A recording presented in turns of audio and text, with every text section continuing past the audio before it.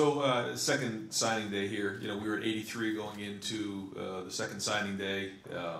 Got the announcement from Enoch Viamahe, which is a huge addition. One of the focuses going into the second signing day. Commitment in the offensive line, really big to get him down the stretch. And then we'll be waiting on one more here later today to make it 85. So, with that, I'd like to answer any questions you guys have. Open it up, front row, middle, Dave. Before I ask about recruiting, Ryan, we just met an impressive group of assistant coaches. Constructing your coaching staff, would you say it went about as well as you could have expected? Yeah, and there were times where you're recruiting the coaches even more than you're recruiting the players. And that was a big part of this. And so it's been a sprint to this point. Really haven't stopped. It's been a lot on the recruiting trail, but putting the staff together was a big part. Really excited about what we put together as a whole staff. Had a workout today early in the morning, 6 a.m. A lot of excitement. Guys were running around, and the coaches were a part of it too. So I really think the time spent was it wasn't easy putting it together. It really wasn't. There was a lot of time and thought put into this thing, and so I'm really excited about it. On the recruiting trail, what's been the biggest challenge? I know you guys have finished strong with 2019. You're off to a good start with your next two classes. What's been maybe the biggest challenge for you guys so far? I think the biggest challenge was early on was getting to know everybody, and then when the staff got put into place, we still wanted those guys to make sure they built relationships with 2019s, and again, the loyalty there was off the charts, and the families that we've made connections with and that we've recruited has been awesome. And then getting going with the 2020s.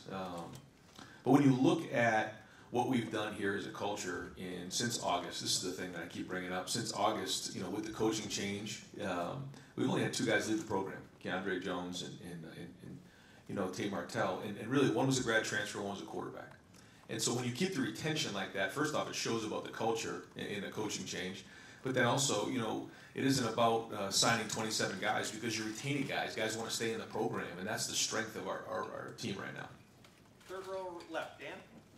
Ryan, you've had obviously brought in Justin Fields from the transfer portal. There's been some reports that you guys might be looking at other guys on the transfer market as well. Just kind of what's your approach in terms of when you decide this program should pursue somebody that's in the transfer portal?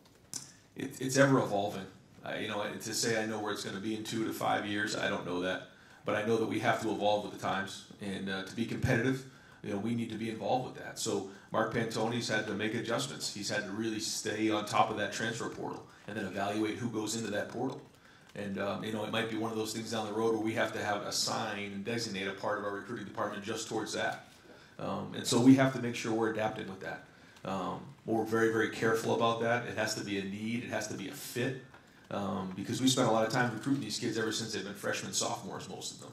And so we bring them into a culture that we really take seriously. And so to bring somebody in has to be a great fit. Justin is a great fit for a lot of reasons, and so we're excited about him. When Urban Meyer was the coach here, Ohio State really didn't bring in a whole lot of transfers to this program. Do you see that being something that could ramp up here, or is it still kind of just a last resort if you don't get the guys you need in recruiting high school players? Yeah, we want to recruit guys when they're freshmen, sophomores, guys who want to be Buckeyes and build relationships over time. We don't want to rely on that. However, since there's been such a change with this transfer portal, with grad transfers becoming available, we have to be able to adapt, and we have to look at those things in order to be competitive, because at the end of the day, what matters is winning championships. Third row right, Rob. Rob Oliver, Columbus Dispatch. Hey, I don't know if it's a difference in philosophy or a different way of doing things, but Justin Fields is featured. He's like the first guy in this video that you've put out. You must be very confident that he'll be eligible, A, and B. Did you hesitate at all, or is this just, we've got this guy, we're going to feature him? It started off when Dwayne made his announcement. That was hard on us. This is a guy that you expected to get three years out of, and developed him for 2 years. Got 14 games. That was hard. I mean, that took a little time to get yourself off the canvas on that one, because we thought we were going to get 3 years. We got 1. And so then you look at it, and for the program, you have to make sure that you have depth there. You got to make sure that you have at least 3 or 4 guys that are able to go play. And so we were in a tough spot. But when he became available, we investigated it, felt like it was a great fit.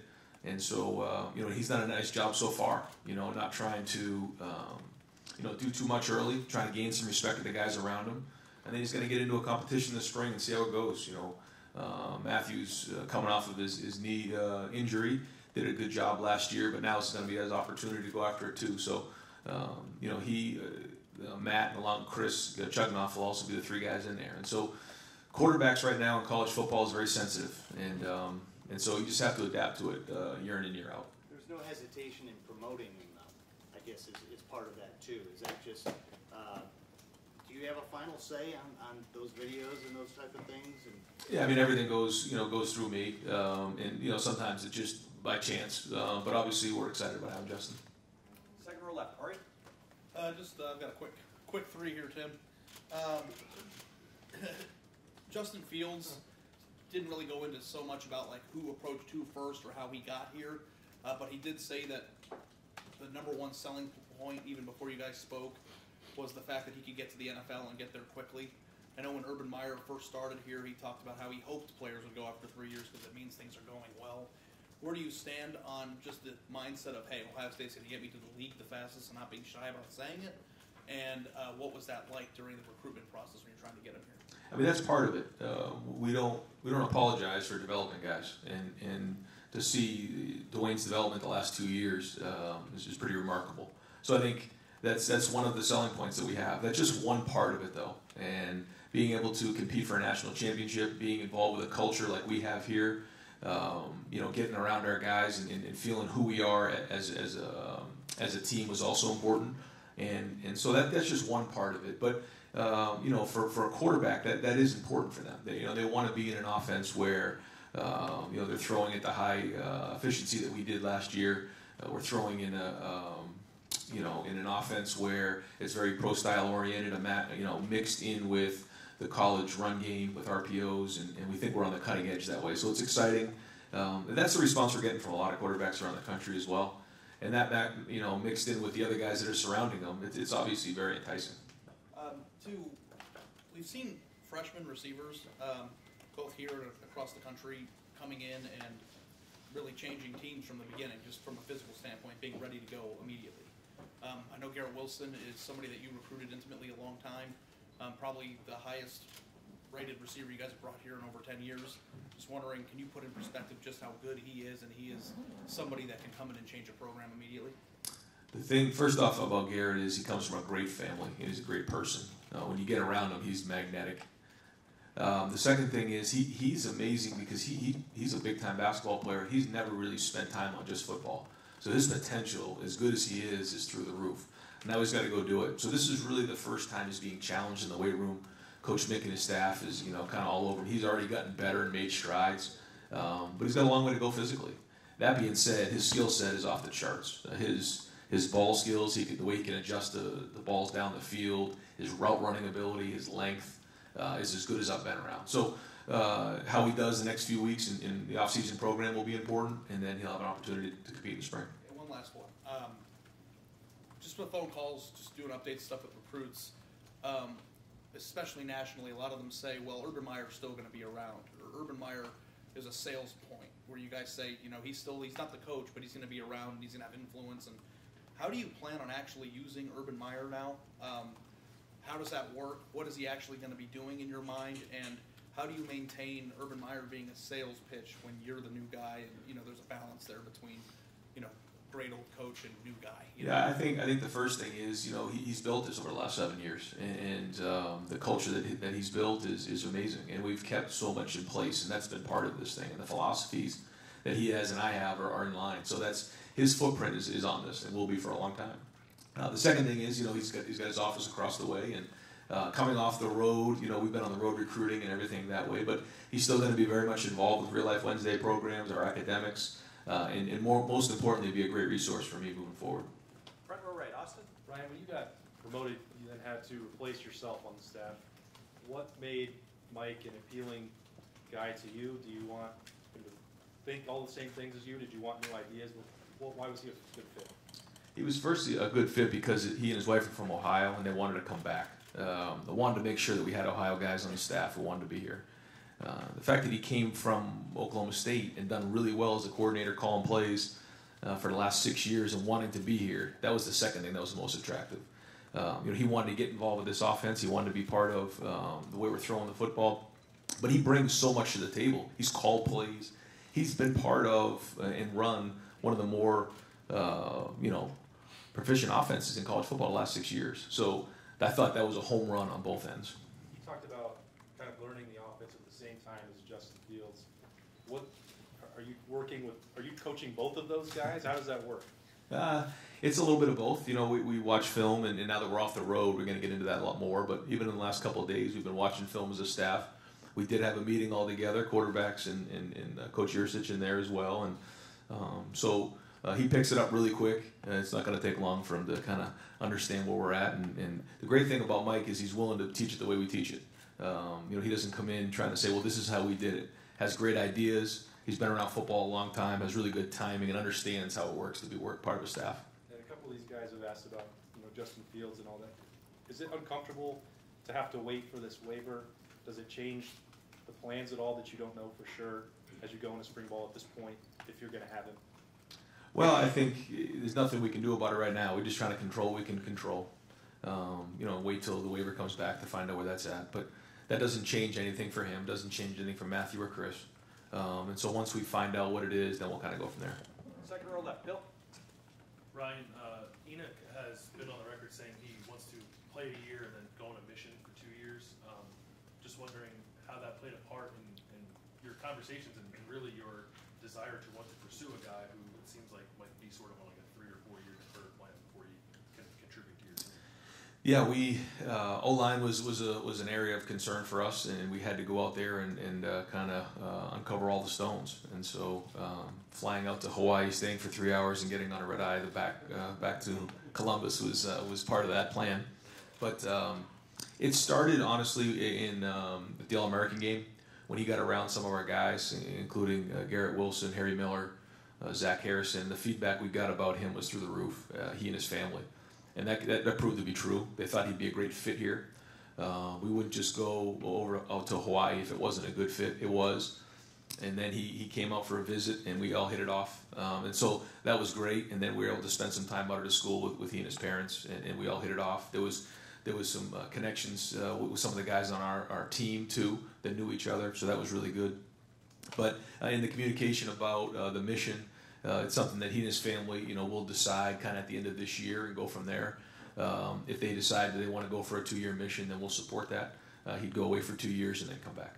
And your past quarterbacks, I think both Tate and Dwayne said that your offense, it takes a year to really feel comfortable. And I don't know how different that is from other offenses. But do you agree with that assessment that it does take time to get comfortable? And with that, how long do you think it would take Justin to get comfortable in this offense, assuming he's going to be your starter next year? I think that there's a lot of things that you save in the first year. I think it's all about what you put on a quarterback's plate. I think they can handle so much in the first year, and then as you get into year 2 and 3, they start to be able to take more on as it goes. And I think that's part of being a coach is understanding that. You look at what Lawrence did at Clemson this year. Early on, they were really careful with him and didn't expose him to a bunch. And I think that's part of having a young quarterback. One other thing I wanted to ask you, and I know you can't talk specifically about this, but you have a handful of offers out to sophomores in this state. I think more than Ohio State typically has to in-state sophomores. Is that, in your mind, more a reflection of just the talent in that class, or are you guys making a concerted effort to get involved and offer Ohio prospects earlier?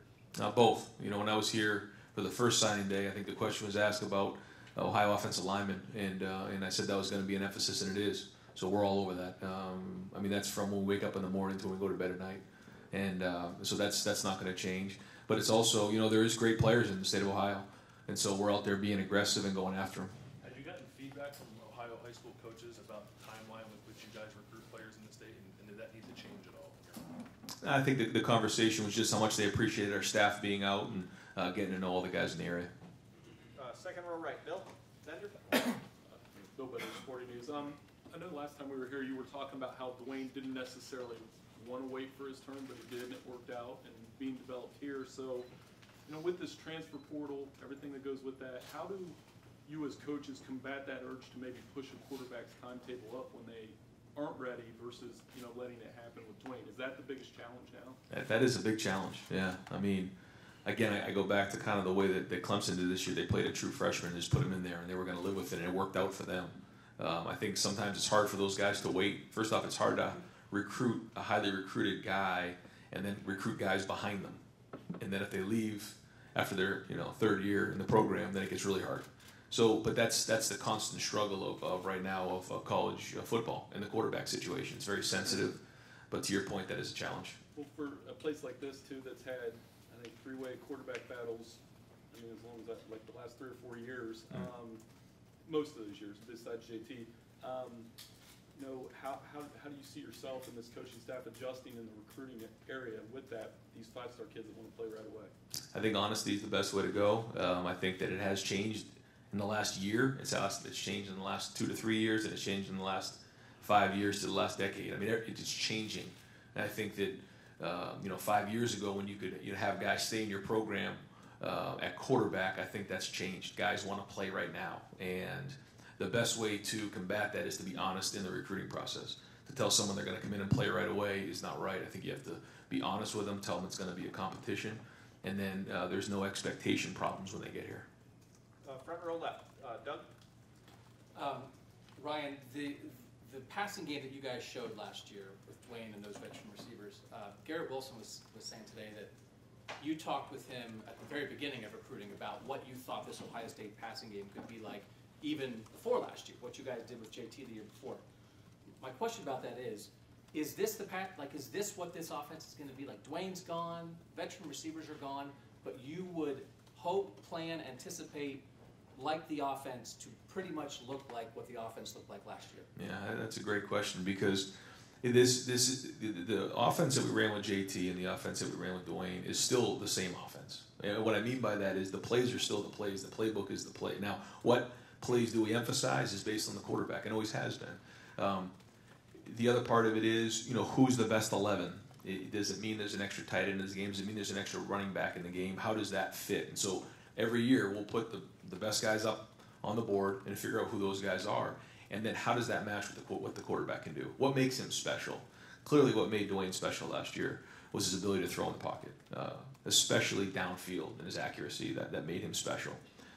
What made JT special was his combination of being able to throw, run. He could do a great job in short yardage situations. He was durable, great decision maker, took care of the ball, and excellent in the red zone. So as we move forward with our new quarterback, we figure out what he does best, and then we'll emphasize those. But there's certain things that will stay consistent. Obviously, we believe we have to be able to throw the ball to go win. That's whether it's a 2-minute drill in the Penn State game 2 years ago with JT, or the 2-minute drill that we did with Dwayne towards the towards the end of the season.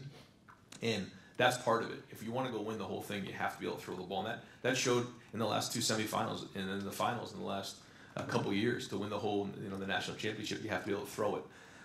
Again, all that being said, you can't get anywhere at Ohio State if you're not running the football. I mean, that will always be a priority here. So finding the right balance is critical. And you've kind of talked about this, but you guys said multiple times last year that Dwayne, what he did last year, he wouldn't have been quite ready to do that as a redshirt freshman, that he needed those 2 years to really get ready for that. You're going to have a guy who's only in his second year in college starting a quarterback for you this year, no matter who it is.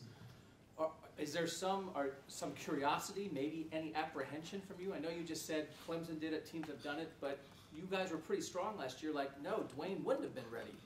So are you a little worried? Yes. It doesn't just happen. And what happened last year with Dwayne Haskins is an anomaly. I mean, someone just to step in 14 games and he's projected to be maybe the first quarterback taken in the draft and third in the Heisman. That just doesn't happen. And so someone doesn't just step in and do that. And so, no, I mean, the expectations are obviously that we're going to be really good and repeat what we did. But that's not just going to happen. It's going to take a lot of hard work, and it's going to take a lot of adjusting on the move, and guys are going to have to do a great job stepping up in all different areas. But no, it's one of those things. I mean, for me to sit back and look at what happened last year, it's really amazing. And I think, Dwayne may be one of those once in a lifetime. I think someone said he's one of 6 quarterbacks in the history of college football to throw 50 touchdown passes. And it's just amazing. So it's a new journey. Just like when we were sat here probably at this time last year and JT's gone, so what's next? There was apprehension then, but you just got to go, and that's the beauty of college football. And a different subject quickly. I know coaching is a business. Guys move around. That's the nature of the beast. But everyone talks about the Ohio State-Michigan rivalry 365 days a year. Greg Madison was at Michigan for 13 years on 2 separate occasions. That's a lot of Michigan guy in him. and now he's just at Ohio State. I know, Larry Johnson went to Penn State, I get it. It feels to me like Ohio State, Michigan is just different. The idea of bringing him here, did that cross your mind at all? And tell me I'm completely off base, or is it different with Ohio State, Michigan, that this is a little strange maybe? So when this all started, I vetted and looked just about all the way across the country and back, looking to find what the right mix for what we have. First off, coming back on defense, I looked at the guys that we had and wanted to find what we needed. And the first thing I decided was I felt like we needed a couple of veteran guys there, guys who have been through the fire before. They know the league, they know the conference, they know college football. And then I wanted to have 3 other guys who were younger, some younger guys to complement those guys. And so then you go about and looking to see who the candidates are, and looked at a lot of different people. When I had an opportunity to get Jeff Hafley, that was a no-brainer to me. Really talented, 6 or 7 NFL teams are after him to be a coordinator. He wanted to come back, kind of the same way I did. I wanted to come back into college for all the same reasons that he shared with me, and his family wanted to come back. So finding the right counterpart to Jeff was really critical. And so when you look at that, we're looking for a veteran guy who's been and knows the league, somebody I know, because it's very hard to bring somebody you don't know into that spot. I work with Greg. I know Greg. I've stayed in touch with Greg. And so him and Jeff getting together, and that was something they had to get together before we even made the decision to do it. They had to get along and understand that this is going to be a partnership. It worked right from the beginning, and I think it's a home run. The Michigan thing is no consideration? It was in consideration, yeah. What made you okay with it? Well, again, knowing him, whether I was coaching here or anywhere else, I would have tried to hire Greg Madison. And all it comes down was who are the best coaches for our players. And whatever that was, and that's what makes Gene Smith so good, he said, just go get them. Whatever you need, you go get those guys. And that was the determination that we made, and so they just went ahead and did it. Over here to the far right, Clay. A little bit on that. Do you see that the staff is it meshing? I mean, you got young pups and you got these elder statesmen. Is it working so far?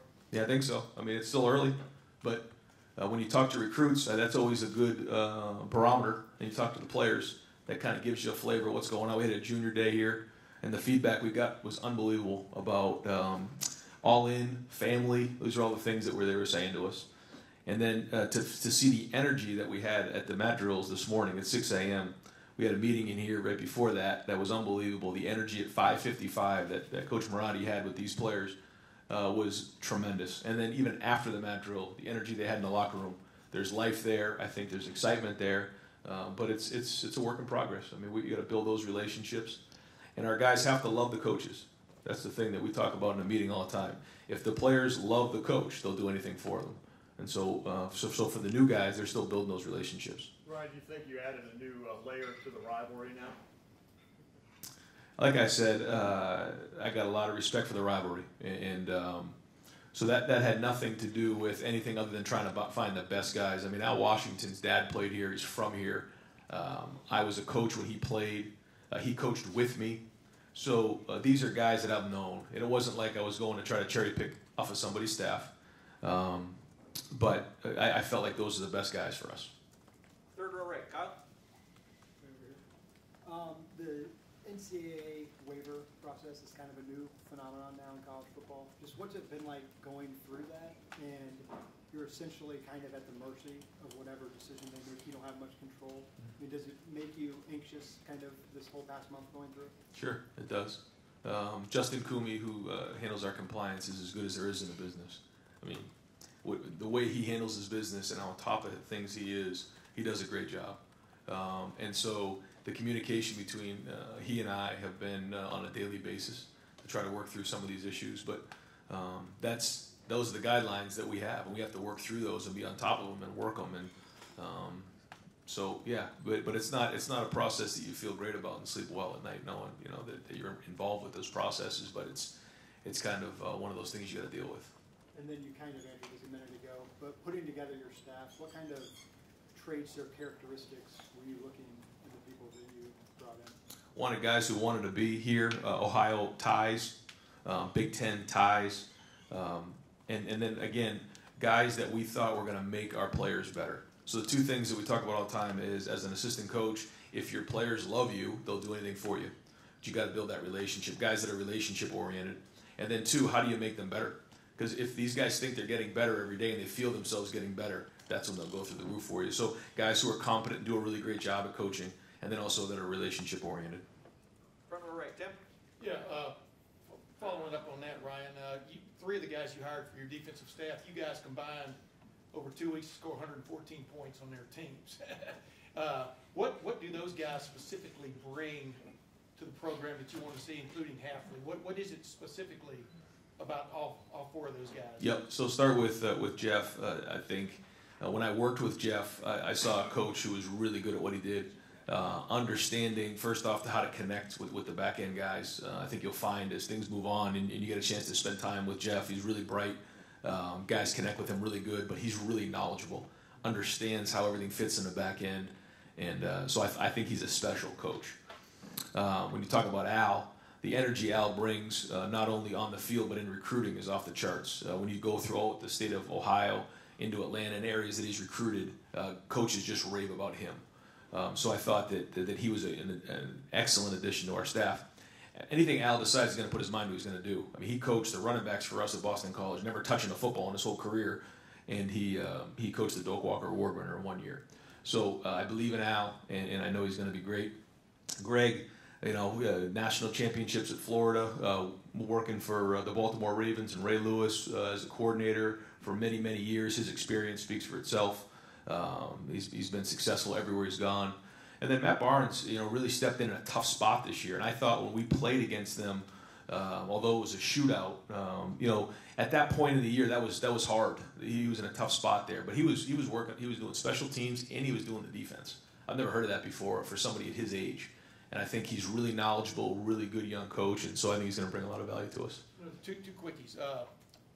How critical is it that you get favorable news on Justin Fields being eligible? Because obviously, your quarterback situation is 3 deep if he's eligible. I mean, just how critical is that for this team moving forward?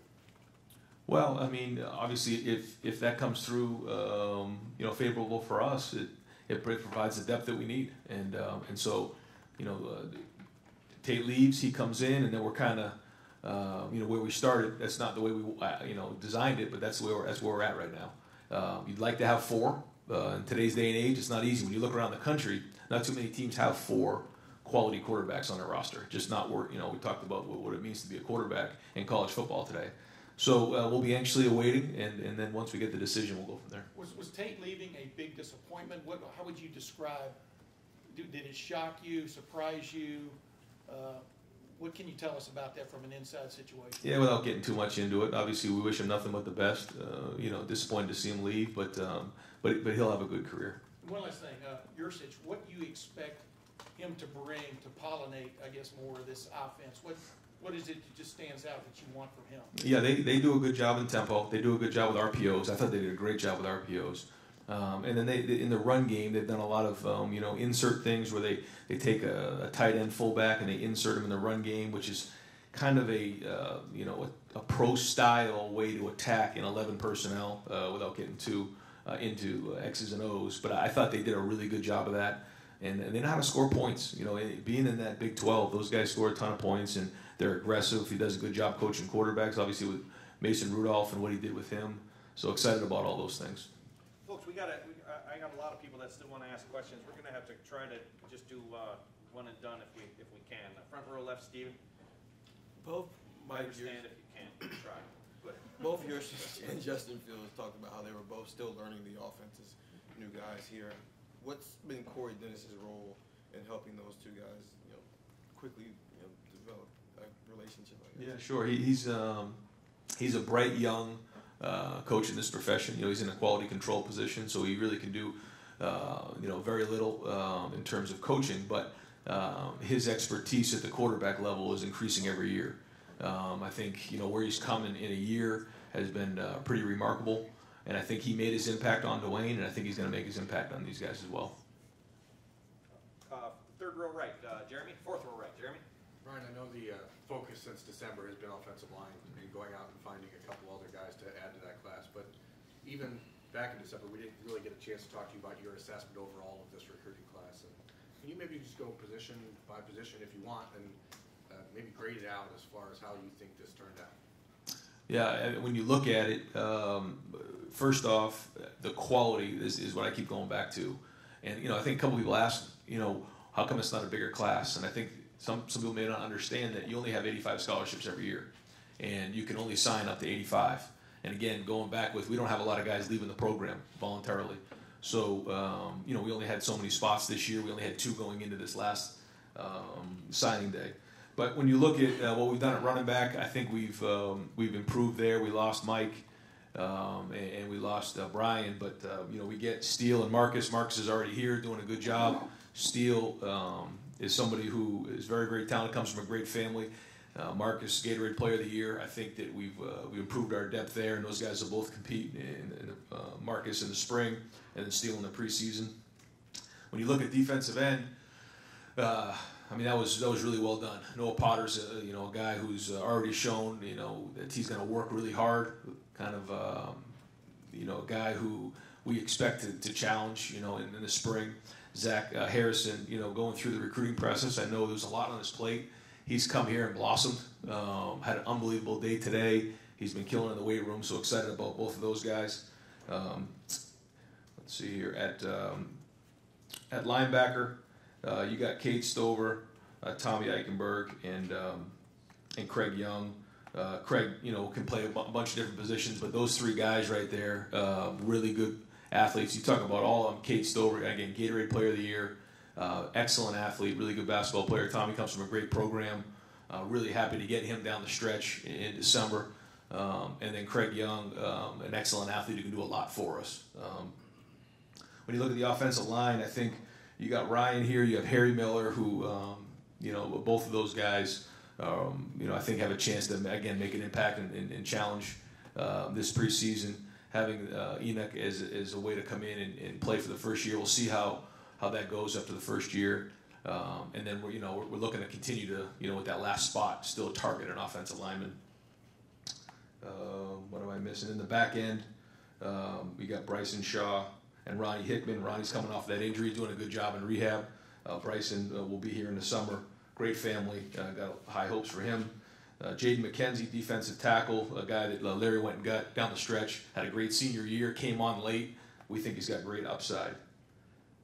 And then Cormonte Hamilton, a tight end / off the ball kind of H-back, fullback, can do a lot of things for us. Can insert, can block at the point of attack, and really athletic catching the ball. So overall, I think am I missing anybody?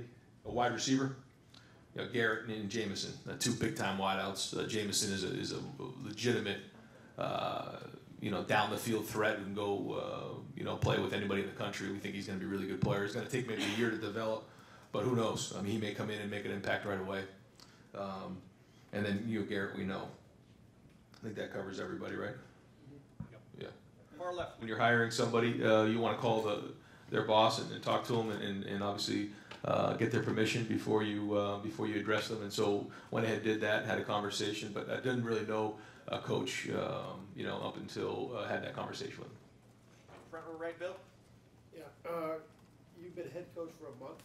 What have you learned in that time, especially about things that you couldn't possibly have known until you took over the job? I think there's a lot of things. I think I said this before, maybe even in the preseason, that when you're walking in these shoes, you notice things you didn't notice before. I think more than when I was an assistant coach, I realized what great kids we have. From all the way across the board, when you're just in offense, you're just working with the quarterbacks, you're kind of in that offensive world, you know those guys. When you see the guys on defense, and then you see it from a wider picture, you realize what great kids they are, what a great university this is, the power that Ohio State has all over the country. Whether I'm in Hawaii or Seattle, Chicago, New York, Cleveland, it doesn't matter. There's Buckeyes everywhere. And when you walk in and you have that block on your shirt, people respect you. And the people pull for Ohio State. And that you shouldn't have to compromise when you go to recruit a student athlete here. You should be able to recruit a great player, great families, and a great student. And we've done that here. We're going to continue to do that. I can't stress one. In terms of the quarterback process, you probably, as much as you wanted Dwayne to stay, you probably knew that the writing was on the wall When did it really heat up with Justin, and then how did that work? I mean, Tate at the Rose Bowl Media Day was very firm about, if Dwayne leaves, I'm gonna be the starting quarterback, and then boom, a couple weeks later, he's gone, or whatever it was. How did that whole process work, the timeline of it? I can't even really honestly remember exactly what day and how it all worked out, but once Justin went in the portal, then obviously there was communication there. There was interest on his end, interest on our end, and then it kind of went from there. Yeah. And one thing about Enoch, can you just describe him as a player? Yeah, Enoch is a very good athlete. He's a guy that we think can put on a lot of weight, get stronger, but he's super athletic. His father is one of his coaches, and he from a young age has trained him to be an offensive lineman, but has done a lot of things with flexibility, with body weight stuff, and so he's very, very athletic, very agile, and with his lower half, we think he's got the ability to put on a lot of weight. Far right over here, Tony. Ryan, you said the ideal, what you want is 4 quarterbacks. Are you changing that it's no longer realistic to have 4 quarterbacks nowadays? I think it's year in and year out. I mean, that's the ideal spot, but you have to adjust with what you have. And I think the dynamics every year, I think when you look at the dynamics of every program, you can kind of look at everybody in America and say, that's a different dynamic. Well, that's an interesting situation. And then I got my quarterback for the next 3 years, and then he plays 14 games, ends up third in the Heisman and leaves. Then all of a sudden you're looking around going, what do we got? So you take it year by year, you do the best you can to get it fixed, to put the best product on the field, and you go from there. And then if you don't know what's going on with Justin this spring, does that change like the percentage of reps that Matthew gets compared to Justin? Or? That'll be an interesting conversation. Yeah, I think once we get that ruling, then we'll kind of decide from there. Front row, Angelique. Ryan, sorry, Angelique Chamelis from the Detroit News. I was just wondering, now that you've been going through this process with Justin, I don't know what your opinion of the transfer rule was before that. Has it changed, and what is your opinion of should players get a free pass for one transfer? Yeah, I think it's a delicate situation. We're kind of going with it as year in and year out, trying to deal with it and adjust it with it. I think that there are certainly situations where kids should be able to play, and there's certain sports where guys can transfer and play right away. I am in favor of somebody transferring, sitting out, and getting the year back on the back end. I also am in favor of capping the transfers to 2 per institution per year, per calendar year. But willing to listen to other arguments, and as I sit here right now, that's kind of my thought. But I know that there's going to be great discussion this spring moving forward, and looking forward to be a part of those. Surely you must have had some indication from the NCAA when you're going to hear about Justin's. Not really. I mean, generally, we're hoping maybe in the next few weeks. But yeah, not really sure right now. So kind of holding our breath. Everybody can go on vacation. Third row left, Dan. Brian, real quick to clarify, that's 2 incoming transfers a year. That's the policy you were just talking about there. Yeah, that's what I would. As I say it right now, that's what I would be in favor for if we were voting. Yes.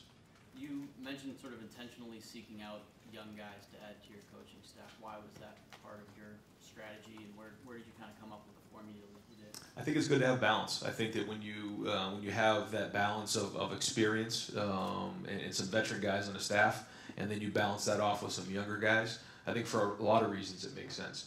And I think that how that works is critical, and how the staff is put together really matters as you move forward.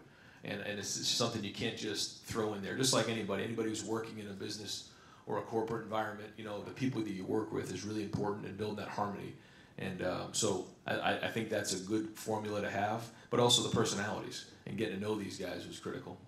And last couple over to the right, Rob. Curious, off the field, how your life has changed.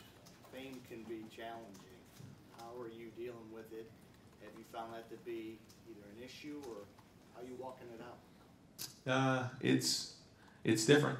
Yeah, it certainly is different, and it's been different for my wife and different for the kids. But again, this is something that I've always worked towards and had the vision that this is the way my life was going to go. So it does take some adjusting, and we talk about it as a family and what that means to our family. We're not changing anything about us. That's not going to happen. And really being humble about the fact that this job. When I walked down that hallway and saw the guys, I don't know if you saw the new picture up there, but you know, there's, again, I go through the names of Urban Meyer and Jim Tressel and Earl Bruce and Woody Hayes and Paul Brown, and then you see your picture up there, it takes you to your knees a little bit, you know. But understanding that's my responsibility, and that, you know, I want to be up there for the next 10 to 15 years and go win a bunch of championships, and that's not just going to happen, though. There's a lot of people that count on you in this state, a lot of people in this country who are Buckeye Nation is counting on us to put out a good product in the field, and, you know, I'm working every day to get that right. You have a lot more dinners interrupted? Yeah, I would say so. I'd say that I've been on my phone, you know, from when I wake up to when I go to bed at night for the last 2 months, so, yeah. Fourth row left, Colin. You mentioned a lot about gaining the trust of players, or coaches gaining the trust of players and them loving them and performing well back. And I was wondering how important that has been in the development of Zach Harrison, having Larry Johnson, but also Greg Madison and Al Washington, who he got to know through recruiting. Yeah, I mean, we laugh about it all the time. You know, Zach Harrison right now is walking around with the biggest smile on his face that anybody in the whole campus. And the reason for that was in the recruiting process, he built relationships with Greg Madison and Al Washington. Obviously, he built a great relationship with Larry Johnson. These guys are here now, and he gets Larry Johnson, and he's at Ohio State right down the street. So he kind of died and went to heaven, and so he's really happy about that. Yeah.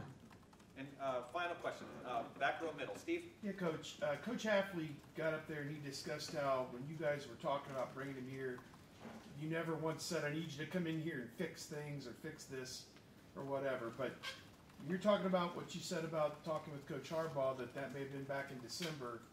It's obvious that from the time you became the head coach, it seems like a fix or a change or something needed to happen on defense, and that defense this past year kind of got sucked along on a championship team. Maybe not the reason for it, but is that the thing that was holding you back, or could have held this program back if you didn't make the changes that you made? I appreciate the question, but that's not really how I looked at it. I looked at it just with, you know, in 2 to 3 to 4 years, you know, that's kind of the picture in your mind on the trajectory and the vision that you're trying to create, and what guys allow you to get to that vision. And that was really what I spent my time on. I spent a lot of time thinking about. The one good thing about this transition was it allowed me a lot of time to think. Even in the preseason and going through those first 3 games, being in the situation, I kind of felt it for those 2 months. And then going through, you know, bowl practice, you know, when Coach retired and I got named, I had that time to kind of think it through. And like I said, my vision was to have 2 kind of older guys there with some younger guys to complement them. And then I just went about the business of going to hire those guys. Do you feel the scheme will be better suited to not give up those big hits, or just from a 5 mile up in the air standpoint, will these guys put things in place that those plays, while they may occur, aren't going to be as prevalent perhaps as they were this past year? I think anybody who's putting a defense together would tell you that, you know, they don't want to have explosive plays, and that'll be a part of it. But, you know, it's really good because there's so many good ideas in that room, and then they're actually in there kind of a laboratory right now putting that all together. And it was kind of the way that 2 years ago, you know, with Urban, myself, and Kevin Wilson, we were all in a room together, the 3 of us, putting together ideas and how that works. And, you know, the give and the take there was really good, and I think it's going to be the same way with those guys this year. Coach, thank you very much. Can I ask you one more thing about a guy you might want to talk about? That Larry Johnson is the guy who's still here from the defense. Just how important was that he's still here? Yeah, very, very important. Larry's been great for me. He was great for me in the summer. He's been great for me the last couple months. He's a guy that everybody respects. I mean, obviously the defensive line is the heart and soul. The offensive and defensive line are the guys that run the team. And anytime you want to be a championship team, if you don't win the line of scrimmage, that's not going to happen. More importantly, they got to win the locker room. And the defensive line is a big part of that, and what he's recruited to that room and how those guys feel about him. But not only that, you know, he's a father figure to everybody on the team. And so that was really, really important, and making him the associate head coach was important to me. Ryan Giano was named apparently the defensive coordinator of the Patriots. Any comment on that? Yeah, I sent him a text and then told him congratulations, and he's going to kill it, and I think he will. Hey, real quick, Ryan, are you? I'm just kind of confused. Are you guys going to pursue a grad transfer at quarterback? You think in the fall or before fall? Do you want a 4th on your, or does it depend on what happens with Justin? Like I said, we want to be at 4. If we you know, get another offensive line, we'd be at 53. I mean, at 85. So that we'd be maxed out there. And so, you know, we wouldn't be able to add anybody. And so that would be kind of where we'd go. Yeah. Thanks, Ryan.